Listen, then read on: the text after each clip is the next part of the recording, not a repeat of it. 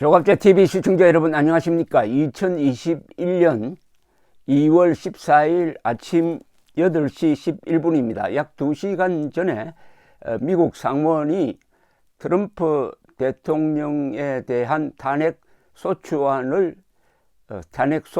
소추장에 대해서 표결을 해가지고 57대 43으로 기각이 되었습니다. 57대 43이라는 것은 57명은 유죄를 선고를 해야 된다. 43명은 무죄다. 유죄를 원하는 사람들이 많았습니다. 내란선동 부분에 대해서 유죄다. 57명입니다. 그러나 3분의 1을 얻어야 합니다. 3분의 1을 얻으려면 67표를 얻었어야 합니다. 그러니까 10표가 모자랐습니다. 7명, 공화당 상원의원 50명 중에서 7명이 찬성했습니다. 이 7명은 노스캐롤라이나 출신 리처드 버, 루이지애나 출신 빌 캐시디, 메인주 출신 수잔 콜린스, 유타주 출신 밋 롬니 전 공화당 대통령 후보였습니다. 알래스카 출신 리자 머코프스키, 펜실베니아 출신 팻 툼, 그다음 네브라스카 출신 벤 사스, 이 7명이었습니다. 그래서 두 번째로 기각이 되었습니다. 미국 역사상 4번 하원의 탄핵 소추가 이루어졌는데 그 중에서 2번이 트럼프 전 대통령이 그런 불명예를 안게 되었습니다. 이 표결이 있은 후에 미치 매코넬 상원 공화당 지도자입니다. 그 전에는 상원을 공화당이 다수당이었을 때는 상원을 사실상 대표하는 트럼프 정부 시절의 제2인자였습니다. 이분이 아주 자신은 기각에 찬스표를 던졌지만은 트럼프의 일련의 행동은 용서할 수 없는 것이다. 용서할 수 없을 정도였다. 다만 전직 대통령을 탄핵하는 것은 헌법 정신에 맞지 않다. 결코 이게 면죄부를 주는 게 아니다. 다른 예컨대 공소시효가 살아있는 어떤 형사, 민사가 있다면은 그것은 별도의 문제다. 라면서 상당히 신랄하게 트럼프를 비판했습니다. 트럼프를 convicted, 유죄 선고하는 데는 반대했으나 트럼프의 행동은 용서할 수 없는 것이다. 대통령으로서 말이 안 된다 하는 이야기를 했으므로 이게 상당히 설득력이 있었습니다. 그 내용을 요약하면 이렇습니다. 트럼프는 1월 6일 폭동을 사실상 선동을 했다. 거기에 대한 도덕적 책임을 면할 수 없다.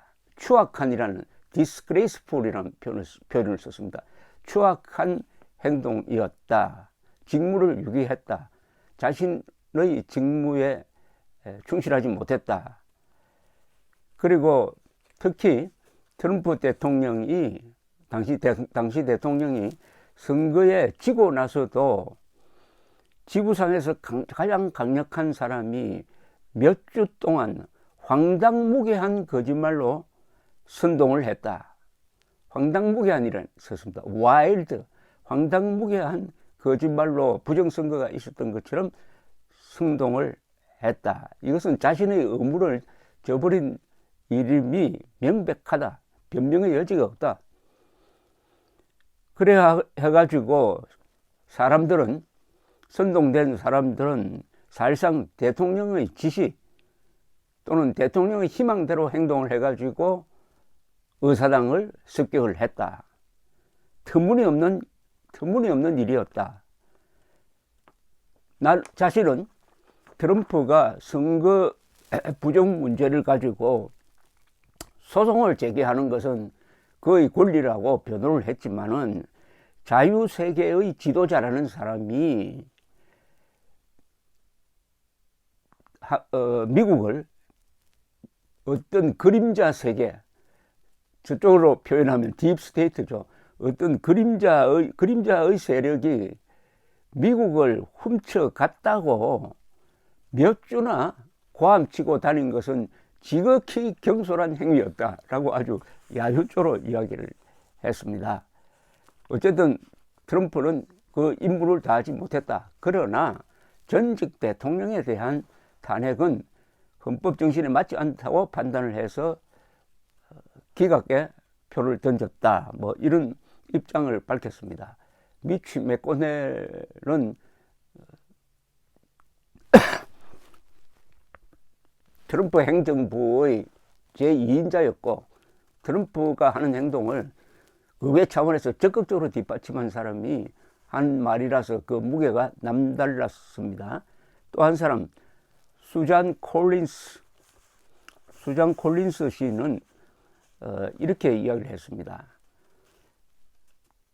수잔 콜린스 씨는 공화당이면서도 민주당과 함께 트럼프는 유죄다라는 내란 선동 유죄다라는 쪽에 표를 던졌던 사람입니다. 57명 중에서 50명은 민주당, 7명은 공화당 의원이었습니다. 수잔 콜린스는 명백하게 헌법을 위반했다. 트럼프는.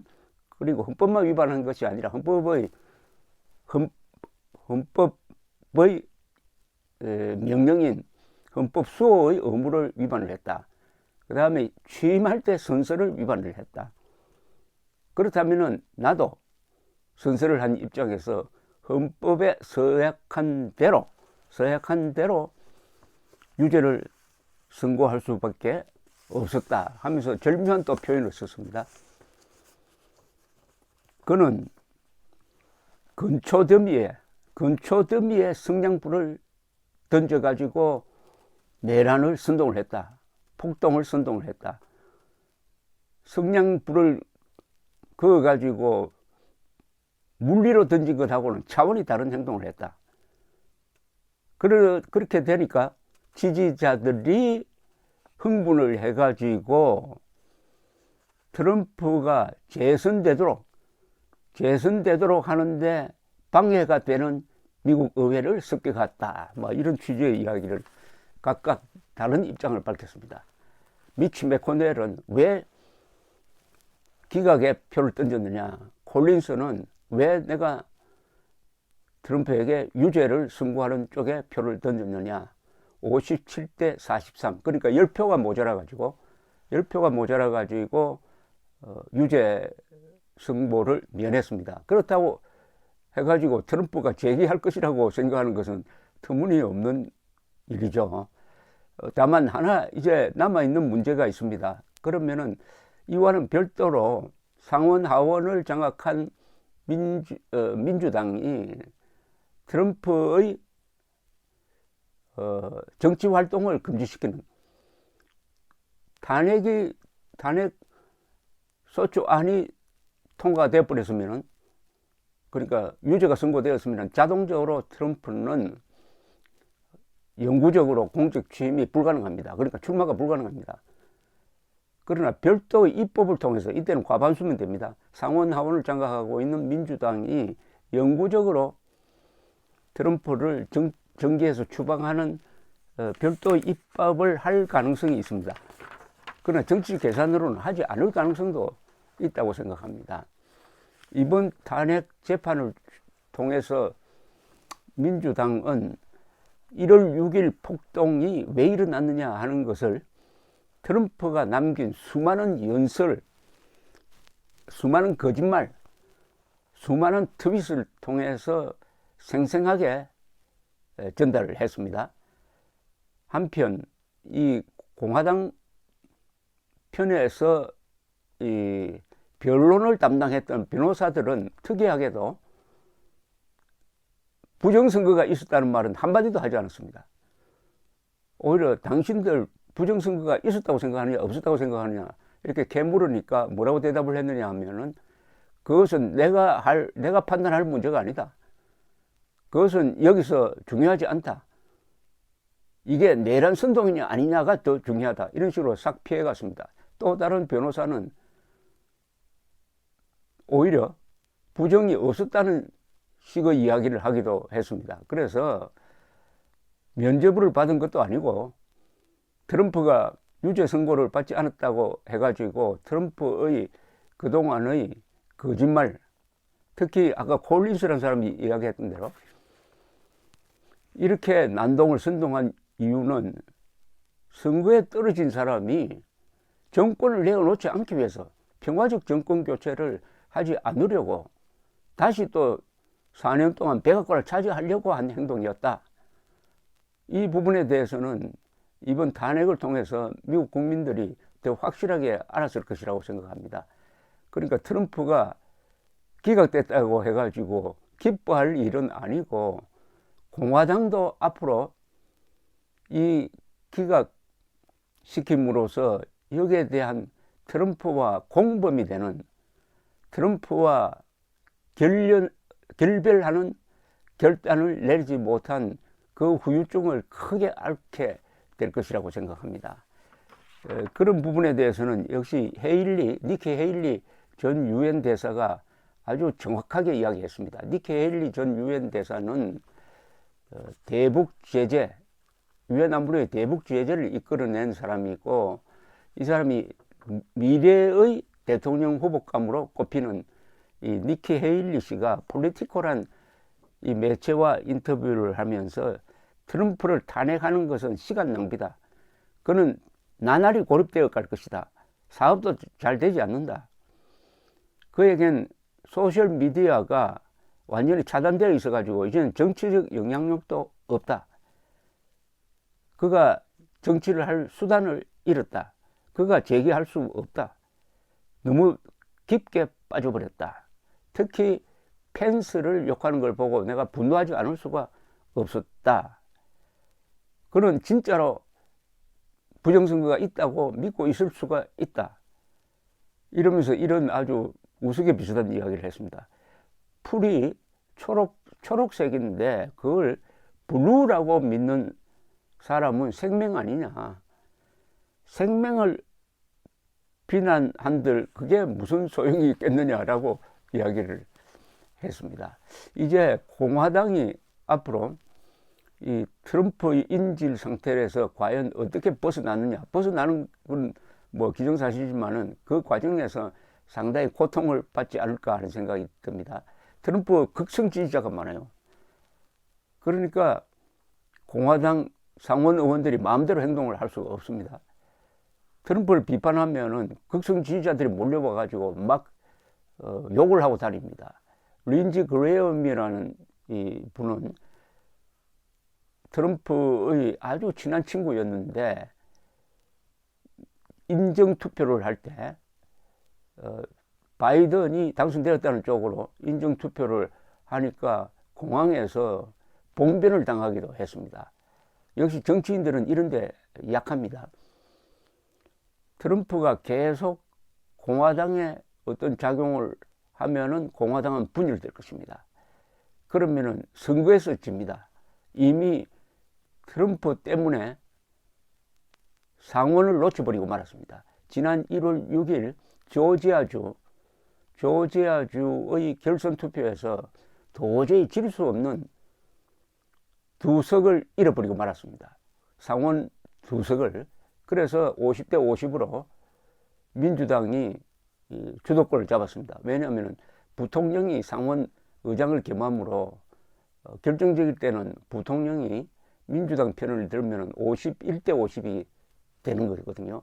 그래서 조지아 선거도 망쳤으니까 앞으로 다가올 선거에 트럼프가 짐이 되면은 앞으로 공화당이 한 20년 동안 집권할 일이 없을 것이라는 말까지 돌고 있습니다. 어쨌든 미국이 정상화되는 과정에서 여러 절차를 밟아가고 있습니다. 우리는 미국 사태를 보면서 미국 사람들이 선동을 어떻게 지금 진압해 가고 있느냐, 선동의 후유증을 어떻게 민주적으로 해결해 가고 있느냐를 면밀히 볼 필요가 있습니다. 왜냐? 트럼프와 문재인이 매우 비슷한 사람이기 때문입니다. 권력자가 선동하면 국민들이 속습니다. 권력자가 선동하니 재임 기간 중에 하루 평균 21건의 거짓말을 해대니까 그 우직한 미국 사람들도 이렇게 속아 넘어갔지만은 선거를 통해서 다시 맨정신을 회복하는 과정에서 이런 일이 벌어졌습니다. 트럼프가 유죄라고 생각하는 사람 57명, 무죄라고 생각하는 사람 43명.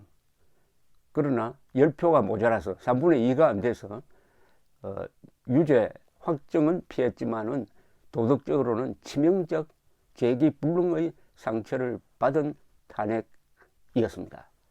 재판이었습니다. 감사합니다.